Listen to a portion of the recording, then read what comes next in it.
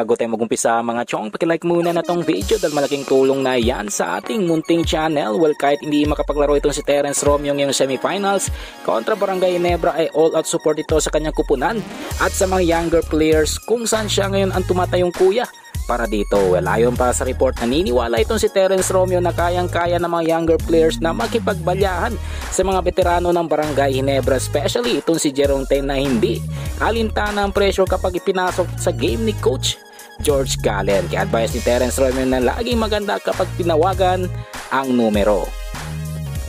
Ibang balita, punta naman ito kay Jerome Teng na napakitang gila sa Game 2 kontra Barangay Ginebra kahit pa limited minutes lang ang binigay dito. Well, ayon pa kay Jerome Teng, lagi siyang nakahanda kapag sumenya sa kanya si Coach George Gallen at kapag nabigyan ng pagkakataon na makapaglaro ay wala siyang ibang iniisip kundi ang makapag-contribute agad kahit pa alam niya sa kanyang sarili na limitado lamang ang kanyang playing time ngayong semifinals. Well, panguli sa ating balita mga chong, patungkol naman sa big man na si James Laput na kayod kalabaw ulit upang paganda ng Game 3 sa linggo kontra Phoenix Real Masters. Well, ayon pa kay James Laput, always grateful siya kay Coach Chito Victorero dahil nabibigyan siya ng pagkakataon na maglaro ngayong semifinals at syempre dahil sa pagtitiwala sa kanya. Kaya naman tripleng kayod ang kanyang gagawin at bigay todo ulit sa Game 3 ngayong linggo kontra Phoenix Real Masters. Well mga chong, hanggang dito na lang ang ating balitang PBA at syempre huwag kalimutan mag-subscribe at i-like itong video bilang pagsuporta. So this is Channel B once again.